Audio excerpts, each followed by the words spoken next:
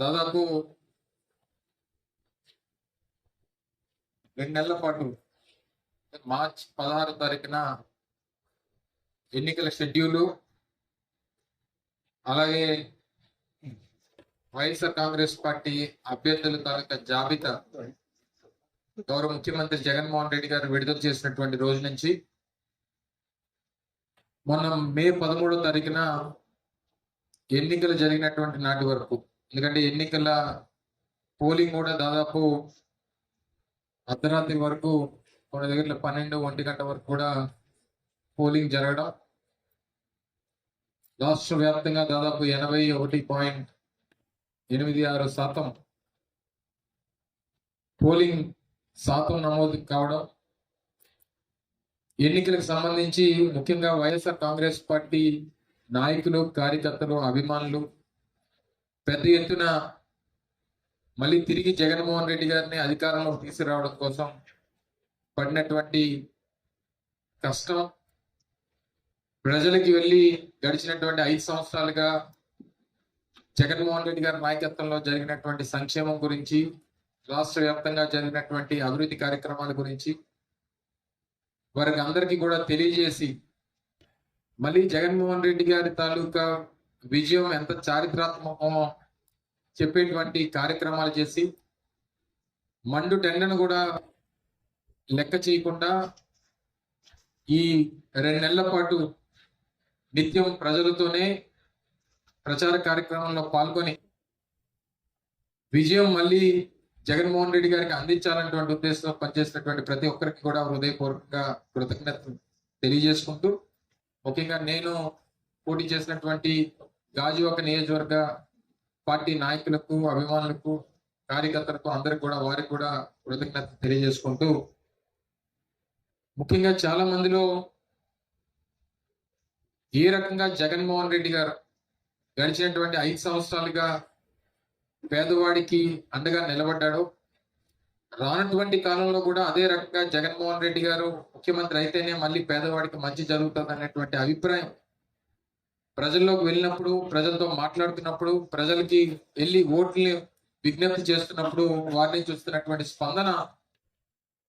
మాకు పూర్తి స్థాయిలో కనబడింది. ముఖ్యంగా మహిళలు రాష్ట్ర వ్యాప్తంగా అన్ని ప్రాంతాల్లో కూడా మహిళలు ముఖ్యంగా జగన్మోహన్ రెడ్డి గారి నాయకత్వాన్ని, మళ్ళీ జగన్మోహన్ రెడ్డి గారు వస్తేనే మా కుటుంబాలు బాగుంటాయి, మాకు మంచి జరుగుతుంది, మమ్మల్ని ఆదుకుంటాడు అనేటువంటి నమ్మకం కూడా పూర్తి స్థాయిలో వారిలో కనబడతాం.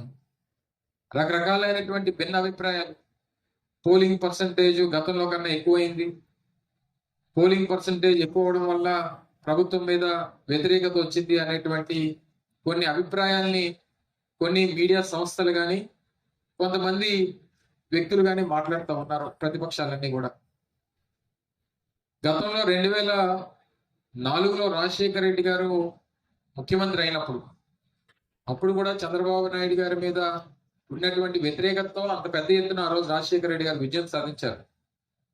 2009కి వచ్చేసరికి కూడా అదే సందర్భంలో ఉమ్మడి రాష్ట్రంలో ఇప్పుడు ఏ రకంగా కూటమి ఏర్పడిందో 2009లో కూడా ఆ రోజు రాజశేఖర రెడ్డి గారి మీద మహాకూటమి అని ఒకటి ఏర్పడింది. అప్పుడు కూడా అందులో Telugu Desam party, CPI, CPM, TRS ఇలా రకరకాలైనటువంటి రాజకీయ పార్టీలు అన్ని కూడా కలిసి ఒక మహాకూటమిగా ఏర్పడ్డాయి. రాజశేఖర రెడ్డి గారి మీద పోరాటం చేస్తే అప్పుడు కూడా 2004 కంటే 2009లో ఎక్కువ శాతం పోలింగ్ అయింది.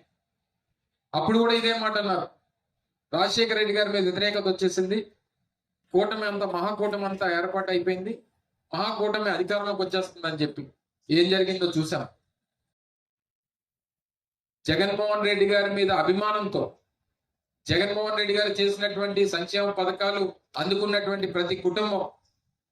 జగన్మోహన్ రెడ్డి గారు చేసినటువంటి సంక్షేమ కార్యక్రమాలు, అభివృద్ధి కార్యక్రమాలు మళ్ళీ కొనసాగాలని చెప్పి జనం పోటెత్తి ఓటేశారు అనేటువంటిది ఈరోజు అనేక మంది విశ్లేషకులు, రాష్ట్ర ప్రజలు, ముఖ్యంగా వైఎస్ఆర్ కాంగ్రెస్ పార్టీ నాయకత్వం అందరం కూడా పూర్తిగా నమ్ముతా ఉన్నాం. గతంలో వచ్చినటువంటి సీట్ల కన్నా 1 సీట్ అన్న ఎక్కువతో మళ్ళీ రాష్ట్రంలో వైఎస్ఆర్ కాంగ్రెస్ పార్టీ అధికారంలోకి వస్తుందనేటువంటి విశ్వాసాన్ని పూర్తి స్థాయిలో వ్యక్తపరుస్తా ఉన్నాం అనేటువంటి విషయాన్ని కూడా ఈ సందర్భంగా తెలియజేస్తా ఉన్నా. ముఖ్యంగా అర్బన్ ప్రాంతాల్లో ఉదాహరణకి నాకు తెలిసి విశాఖపట్నం పార్లమెంట్ పరిధిలో దాదాపు 68-69% పోలింగ్ నమోదైంది. సహజంగా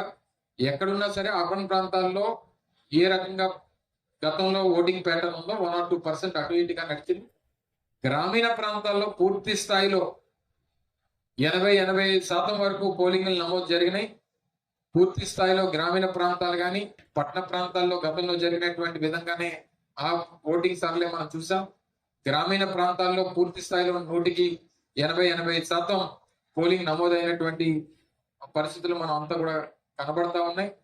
ఏ రకంగా రైతులకి వైఎస్ఆర్ కాంగ్రెస్ పార్టీ అండగా నిలబడిందో, ఏ రకంగా